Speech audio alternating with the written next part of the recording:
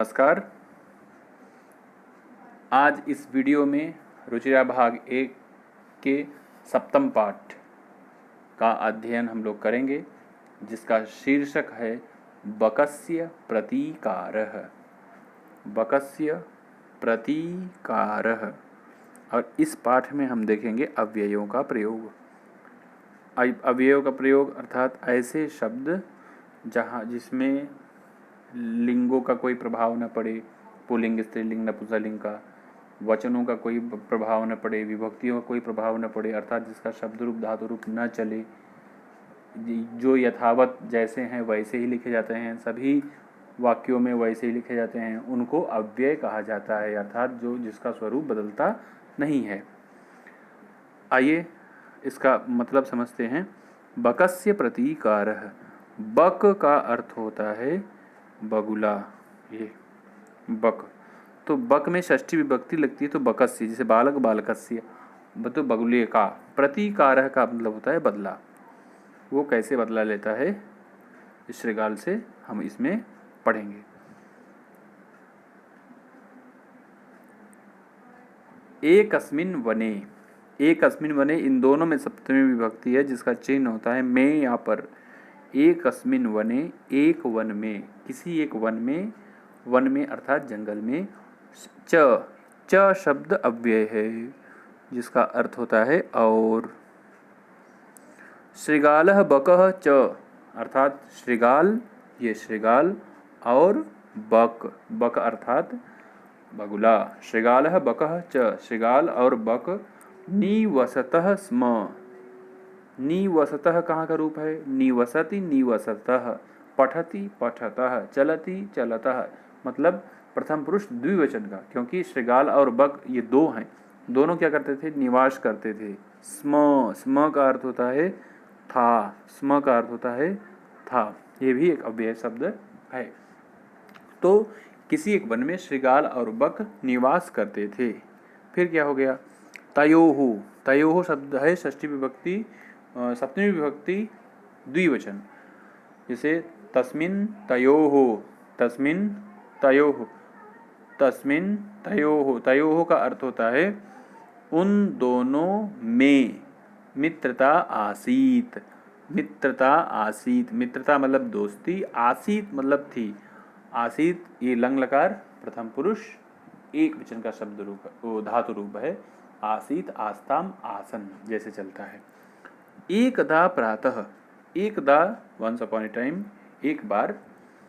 प्रातः सुबह, प्रातः शब्द अव्यय है।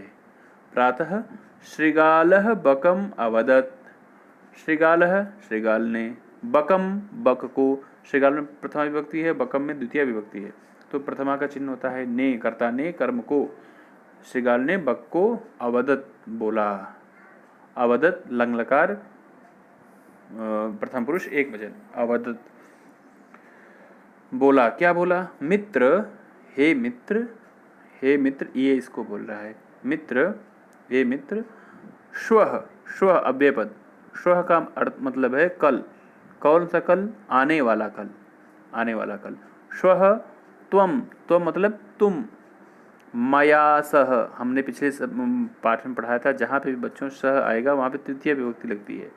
मया किसका तृतीय विभक्ति है? अहम का, अस्मत् शब्द रूप का, जैसे अहम आवाम वयम, माम आवाम अस्मान, मया। मया सह मतलब मेरे साथ। भोजनम कुरु, तुम मेरे साथ कल भोजन करना या करो। श्रृगालस्य निमंत्रणेन, श्रृगाल के निमंत्रण से, यहाँ षष्ठी विभक्ति, यहाँ तृतीय विभक्ति। बकः प्रसन्नः अभवत्। बकः, ये बकः प्रसन्नः अभवत्, ये बक बहुत प्रसन्न हो गया। अभवत् ये लंग लकार प्रथम पुरुष एक वचन का शब्द, ये धातु रूप है। फिर आगे देखते हैं। अग्रिमे दिने।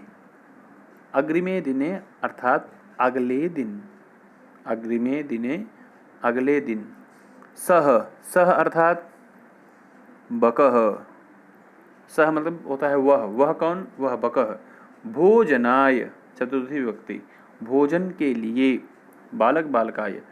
श्रृगालस्य निवासम अगच्छत्, ये श्रृगाल के निवास स्थान पर अगच्छत्, गया, लंग लकार का प्रयोग।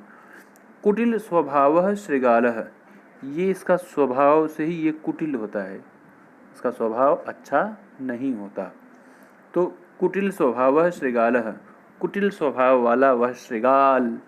स्थाल्याम, स्थाल्याम का मतलब है ये होता है स्थाली, स्थाली जिसको हम थाली कहते हैं। अब इसको जिसमें षष्ठी विभक्ति लगा देते हैं, सप्तमी विभक्ति लगाते हैं तो स्थाल्याम होता है। जैसे बालिका बालिकायाम, नदी नद्याम, स्थाली स्थाल्याम। स्थाल्याम का मतलब होता है थाली में। थाली में क्या किया? बकाय क्षीरोदनम अयच्छत। बकाय, बकाय में चतुर्थी विभक्ति है, बक के लिए क्षीरोदनम। क्षीर का अर्थ होता है दूध और ओदनम का अर्थ होता है चावल, अर्थात इन दोनों का अर्थ होता है खीर। क्षीरोदनम खीर। आयच्छत दे दिया, ये देखो आप चित्र में देख पा रहे हैं, वो थाली में वो खीर परोस दिया। किसने? कुटिल स्वभाव शृगालः ने, कुटिल स्वभाव का शृगाल ने। बकम अवदत च, च बेपद है।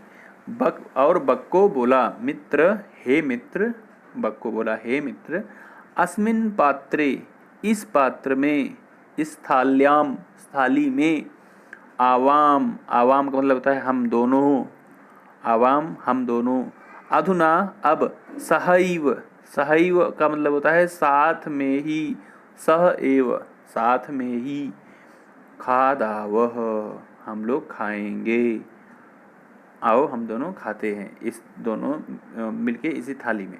भोजन काले, भोजन के समय, बकस्य चंचुहु, ये बक का जो चंचू है, चंचू अर्थात चोंच, बक की चोंच, स्थालीतः, थाली से, भोजन ग्रहणे, भोजन ग्रहण करने में, समर्था न अभवत, समर्थ नहीं हुआ।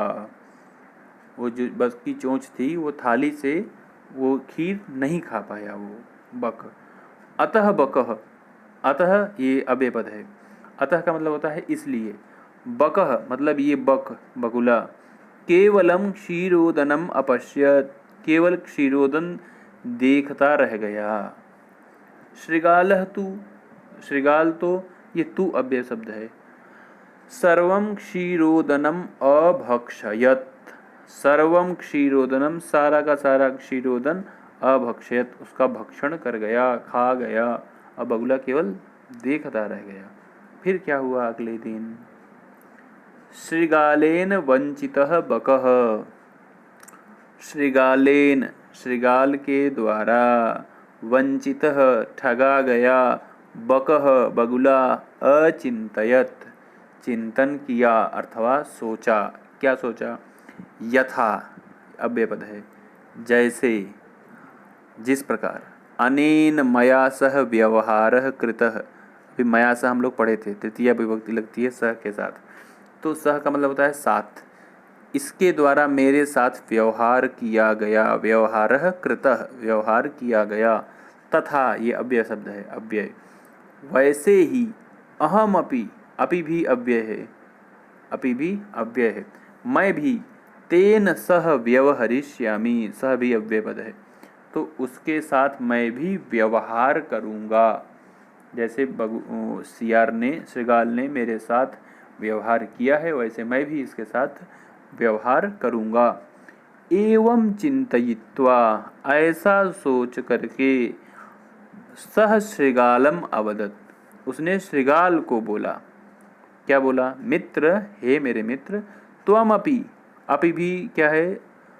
अपि शब्द अव्यय है, त्वम अपि तुम भी, श्वः, श्वः भी अव्यय है, श्वः का अर्थ होता है कल, सायं मतलब शाम के समय, शाम के समय, मया सह भोजनम करिष्यसि, मया सह मेरे साथ, भोजनम करिष्यसि, लृट लकार का ये रूप है, भोजन करोगे। बकस्य निमंत्रणेन, बक के निमंत्रण से, शृगालः प्रसन्नः अभवत्, शृगालः प्रसन्नः अभवत्, ये शृगाल प्रसन्न हो गया है, खुश हो गया है। फिर यदा शृगालः, यदा शब्द अव्यय है, इसका मतलब होता है जब, श्रृगालः मतलब ये श्रृगाल। सायं शाम को, बकस्य निवासम भोजनाय अगच्छत, बक के निवास पर भोजन के लिए गया। तदा, ये तदा शब्द अव्यय है। तब बकह अर्थात यह बगुला, संकीर्ण मुखे कलशे, आप इस फोटो में देख पा रहे हैं, एक छोटे से मुंह वाले कलश में, इस घट में, घड़े में, जिसे सुराही भी कह सकते हैं, क्षीरोदनम अयच्छत, क्षीरोदन दिया। जैसे उसने क्षीरोदन थाली में दिया था, इसने संकीर्ण मुख वाले, छोटे मुंह वाले इस कलश में दिया। श्रृगालम च अवदत, और श्रृगाल को बोला, मित्र, हे मित्र, आवाम, हम दोनों, अस्मिन् पात्रे, इस पात्र में, सहैव, साथ ही, भोजनम कुर्वः, आओ हम लोग भोजन करते हैं। बकः कलशात, बक कलश से, चंचवा, चंचुह शब्द होता है, इसका तृतीय विभक्ति एक वचन होता है चंचवा, इसका मतलब है चोंच से। क्षीरोदनम अखादत, क्षीरोदन खा गया। परंतु श्रृगालस्य मुखम, लेकिन शियार का ये जो मुख था, कलशे, कलश में, न प्राविशत, नहीं प्रवेश कर पाया। अतः, इसलिए, बकः सर्वं क्षीरोदनम अखादत, ये बगुला ही सारा क्षीरोदन खाया। श्रृगालः च केवलम ईर्ष्यया अपश्यत, ईर्ष्या मतलब बहुत ही किसी को देख जलन, तो ईर्ष्या, ईर्ष्या से, अपश्यत देखता रह गया, और शियार केवल ईर्ष्या से देखता रह गया। फिर क्या हुआ? श्रृगालः बकम प्रति यादृशम व्यवहारम अकरोत, प्रति शब्द यहाँ पर अव्यय माना जाएगा। श्रृगालः अर्थात शियार जो है, बकम प्रति, बगुले के प्रति, यादृशम व्यवहारम अकरोत, यादृशम व्यवहारम अकरोत, जैसा व्यवहार किया। बकः अपि, बगुला भी, श्रृगालम प्रति तादृशम व्यवहारम कृत्वा, श्रृगाल के प्रति वैसा ही व्यवहार करके, प्रतीकारम अकरोत, अपना बदला लिया। उक्तम अपि, उक्तम मतलब कहा भी गया है। क्या कहा गया है? आत्म दुर्व्यवहारस्य, व्यवहार मतलब होता है व्यवहार करना किसी से, और दुर्व्यवहार का मतलब होता है बच्चों खराब व्यवहार करना किसी से, जिसका व्यवहार अच्छा नहीं हो। लेकिन किसके साथ? आत्म दुर्व्यवहार मतलब अपने आदमियों के साथ, अपने लोगों के साथ दुर्व्यवहार करना, या दुर्व्यवहारस्य दुखदम फलम भवति, दुख देने वाला फल देता है। अगर हम अपने मित्रों से, अपने इष्ट जनों से दुर्व्यवहार करते हैं तो वो दुखद होता है, हमको दुखदायी होता है। तस्मात् मतलब इसलिए, अतः, सद्व्यवहर्तव्यम, दुर्व्यवहर्तव्यम नहीं, सद्व्यवहर्तव्यम। सद मतलब अच्छा, अच्छा व्यवहार, व्यवहर्तव्यम व्यवहार करना चाहिए, सद्व्यवहार करना चाहिए, अच्छा व्यवहार करना चाहिए। किसके द्वारा करना चाहिए?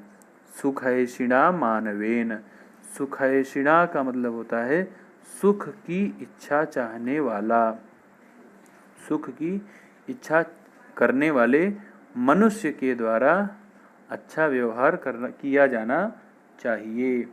तो इसका पूरा अर्थ है कि अपने इष्ट जनों के साथ दुर्व्यवहार करना दुखदायी होता है, इसलिए सुख चाहने वाले मानव के द्वारा अच्छा व्यवहार किया जाना चाहिए। बच्चों, इसका शब्दार्थ आप कॉपी में लिखिए और इसको अच्छे से याद करिए। और यहाँ पर अभ्यास आइए प्रारंभ करते हैं। अभ्यास का पहला प्रश्न है उच्चारणम कुरुत। यहाँ पर ध्यान देने वाली बात यह है कि यहाँ पर जितने भी शब्द लिखे गए हैं बच्चों, ये सारे के सारे अव्यय हैं। अव्यय का मतलब होता है ये किसी भी परिस्थिति में बदलते नहीं हैं। जैसे बालक शब्द है, अगर एक लड़का है तो बालकः, अगर दो होते हैं तो वो बालक शब्द बालकों में परिवर्तित हो जाता है, क्योंकि वहाँ पर वचन भेद हो जाते हैं। बालिका आ जाएगी तो बालक को बालिका कहेंगे हम, मतलब बालिका को बालिका कहेंगे और बालक को बालक। तो लिंग भेद में भी वो जैसे सुंदर सुंदरी, तो सुंदर पुल्लिंग में है और सुंदरी स्त्रीलिंग में है।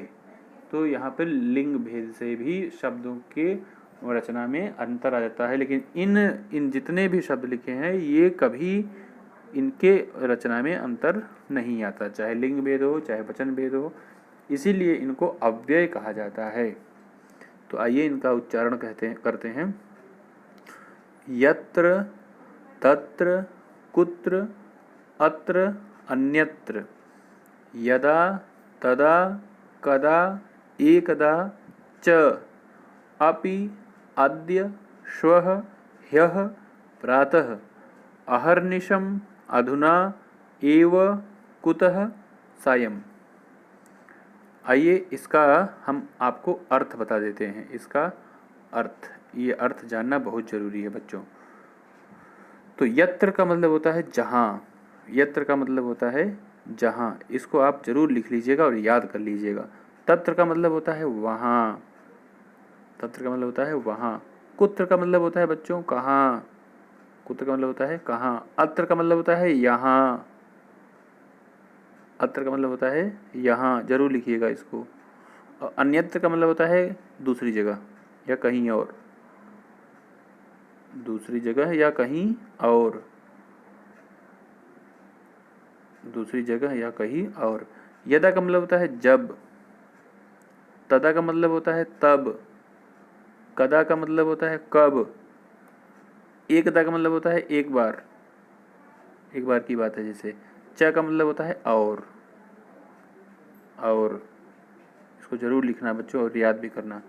अपि का मतलब होता है भी, अद्य का मतलब होता है आज, श्वः का मतलब होता है कल, कौन सा कल, आने वाला कल।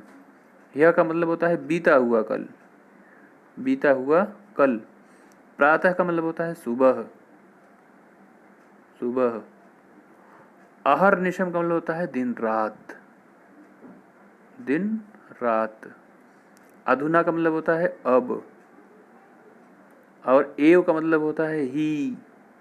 कुतः का मतलब होता है कहाँ से, कहाँ से। और सायं का मतलब होता है शाम, शाम, जिसको इंग्लिश में इवनिंग कहते हैं। इसको आप जरूर लिखेंगे और याद करेंगे। आगे बढ़ते हैं हम लोग। मंजूषातः उचितम अव्ययपदम चित्वा रिक्त स्थानानि पूरयत। मंजूषा से उचित अव्ययपद लेकर के रिक्त स्थान भरिए। चलिए, अद्य आज, अपि भी, प्रातः सुबह, कदा कब, सर्वदा हमेशा, अधुना अब। तो भ्रमणम स्वास्थ्याय भवति, घूमना स्वास्थ्य के लिए अच्छा है, अच्छा है, स्वास्थ्य के लिए है।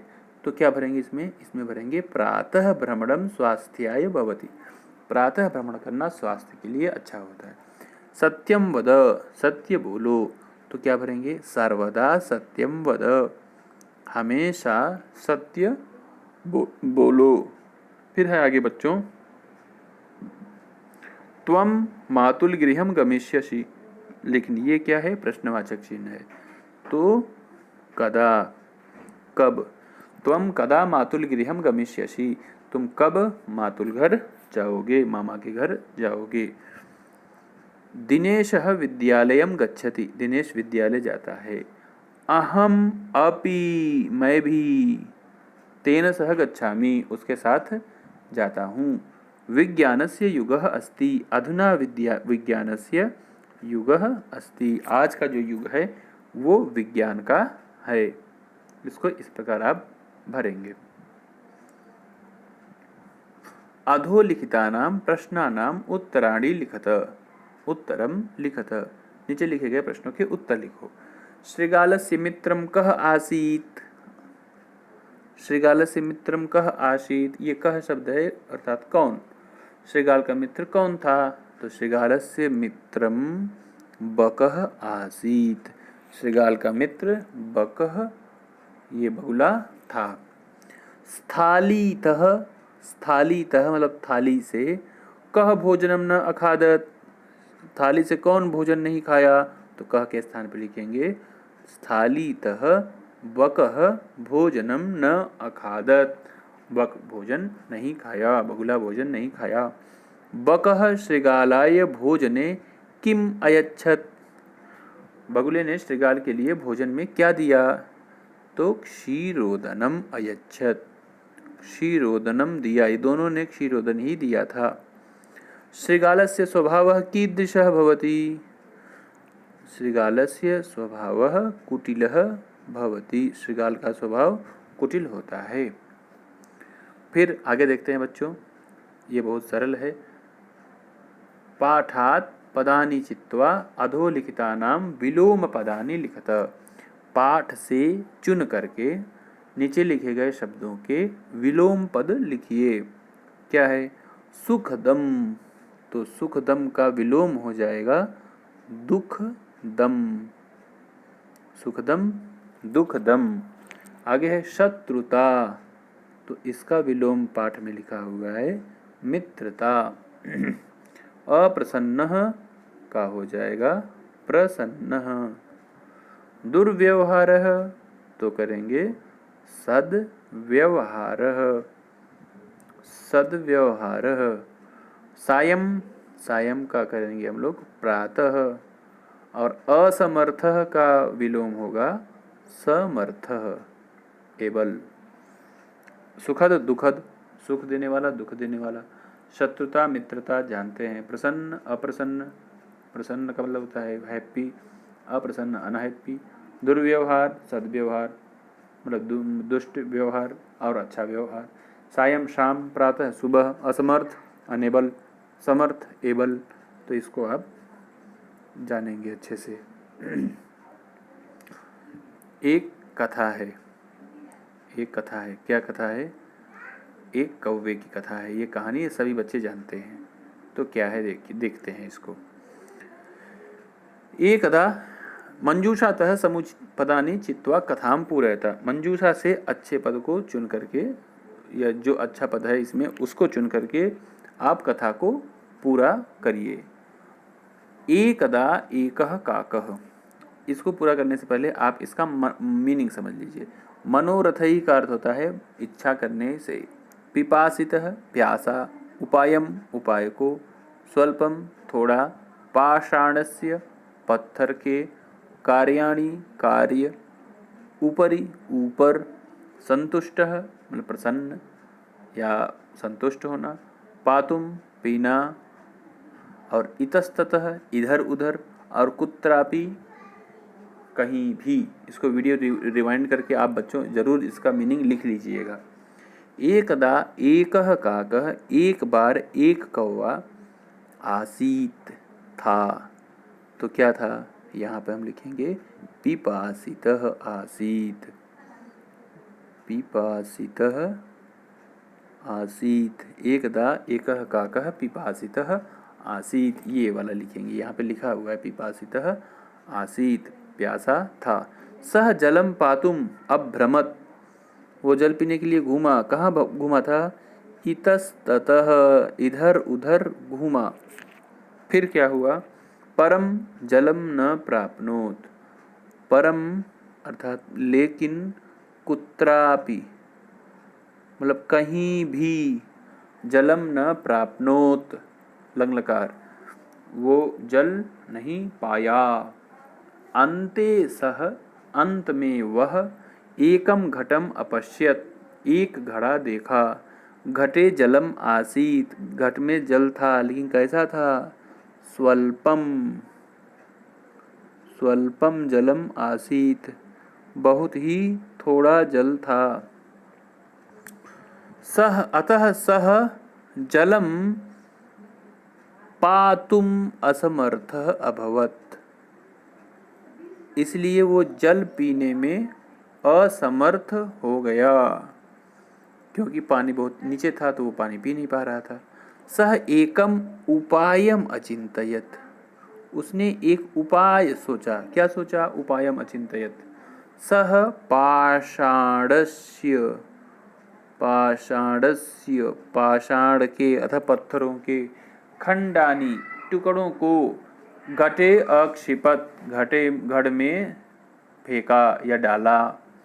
एवं क्रमेण, ऐसा क्रम से करने से, घटस्य जलम, घट का जल, ऊपरी आगच्छत, ऊपरी आगच्छत, ऊपर आ गया। काकः जलम पीत्वा संतुष्टः अभवत्, काक जल पी करके क्या हो गया? संतुष्ट हो गया।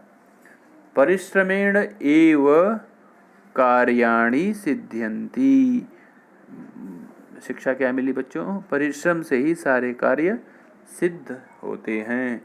न तु मनोरथैः, मनोरथैः का मतलब है कि इच्छा करने मात्र से हमारे कार्य सिद्ध नहीं होते, इसलिए परिश्रम करना चाहिए। इसको अच्छे से आप लोग समझिए और इसमें इसको भर करके इस कथा को पूरा कीजिए। आगे चलते हैं बच्चों। तत्सम शब्दान लिखत, तत्सम शब्द लिखिए। तत्सम का अर्थ होता है तत् मतलब उसके, सम मतलब समान। किसके समान? अर्थात संस्कृत के समान। तो इसका संस्कृत शब्द लिखना है। तो कौवा, कौवा को हम लोग पढ़े हुए हैं बच्चों, क्या कहते हैं संस्कृत में? काकः। जैसे सियार को क्या कहते हैं? श्रृगालः। मक्खी, मक्खी को कहते हैं मक्षिका, मक्षिका, मक्षिका कहते हैं मक्खी। बंदर को कहते हैं वानरः, कपि भी कहते हैं बच्चों। तो यहाँ पर वानरः हम लोग लिख दे रहे हैं। बगुला, अभी हम लोग पढ़े हैं इसको, बकः। चोंच, चोंच को कहते हैं, हमने बताया था चंचू, चंचू। और नाक को कहते हैं नासिका, नाक को संस्कृत में नासिका कहते हैं। ये पाठ यहीं पर समाप्त होता है बच्चों। अगली वीडियो में दूसरे अगले पाठ के साथ आपके सम्मुख उपस्थित होंगे।